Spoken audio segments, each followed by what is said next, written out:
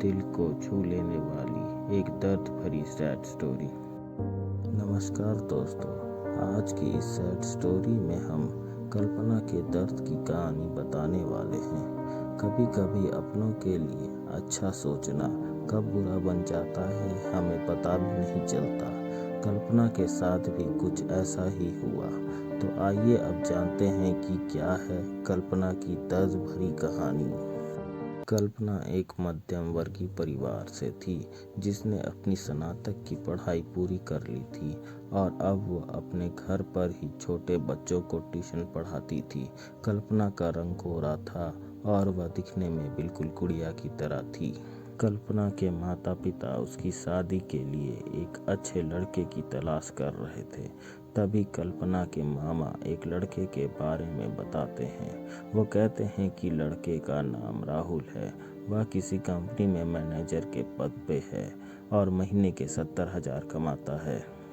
कल्पना के माता पिता ने लड़के की फोटो देखी तो उन्हें लड़का पसंद आ गया। अब कल्पना की मां ने कल्पना को लड़के की तस्वीर दिखाई तो कल्पना ने कहा, जब आप दोनों को लड़का पसंद है तो मुझे भी पसंद है। अब लड़का और लड़की वालों के परिवार ने मिलकर शादी की तारीख तय कर दी।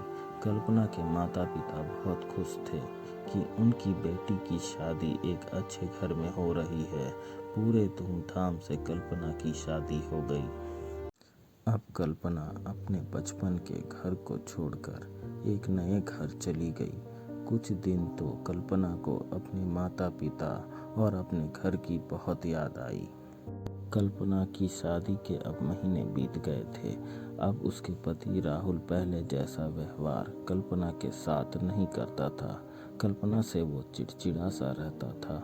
राहुल अब ना पहले जैसा कल्पना को प्यार करता और ना ही उसकी बातों को मानता। कल्पना को समझ नहीं आ रहा था कि वो क्या करे। वो बस रोक कर अपने दर्द को कम करने की कोशिश करती।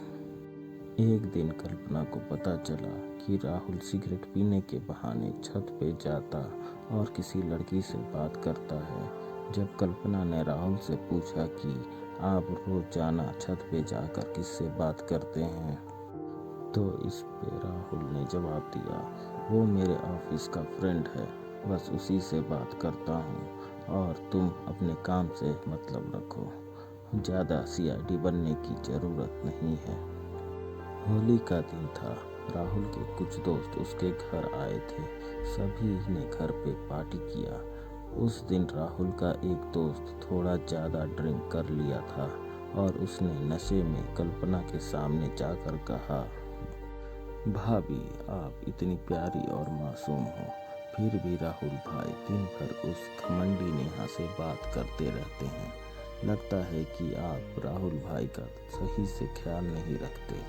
यह सुनकर कल्पना का शक अब हकीकत बन चुका था। अगली सुबह जब कल्पना ने राहुल से पूछा कि ये नेहा कौन है और क्या लगती है आपकी। राहुल, मैं तुम्हें क्यों बताऊं। कल्पना, मैं बीवी हूँ आपकी। राहुल, देखो तुमसे पहले वो मेरे लाइफ में आई। कल्पना, तो फिर मुझसे शादी क्यों किया। राहुल, बस तुम अच्छी लगी इसलिए शादी कर लिया। कल्पना, अब तुम देखना मैं उस कमीनी लड़की को कैसे सबक सिखाती हूँ। नेहा को अब कल्पना ने कमीनी कहा तो राहुल ने गुस्से में कल्पना को बहुत मारा और उसे कमरे में बंद कर दिया। कल्पना के सास को सब पता था, फिर भी वह अपने बेटे के सामने एक शब्द भी ना बोलती। शाम को जब राहुल आया तब उसने रूम का दरवाजा खोला। उस दिन कल्पना की तबीयत खराब हो गई, फिर भी उसी हालत में उसने खाना बनाया। कल्पना ये सारी बातें अपनी माँ को बतलाना चाहती थी, लेकिन चाहकर भी वह नहीं बता पा रही थी, क्योंकि वह जानती थी कि अगर उसके माता पिता को ये सब पता चलेगा तो वह परेशान हो जाएंगे।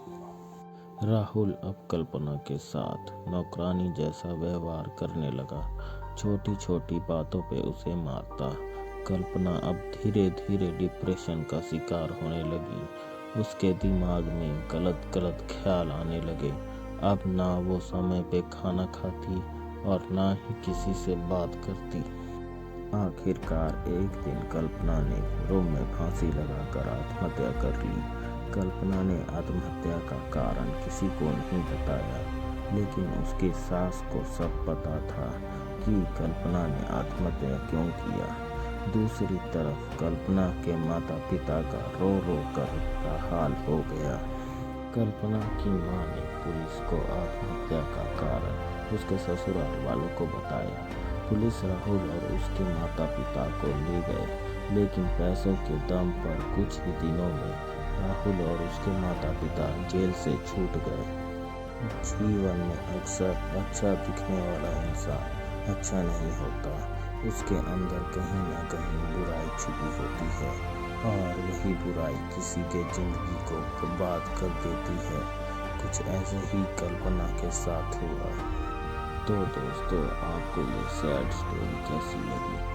आप हमें कमेंट के माध्यम से भी बता सकते हैं।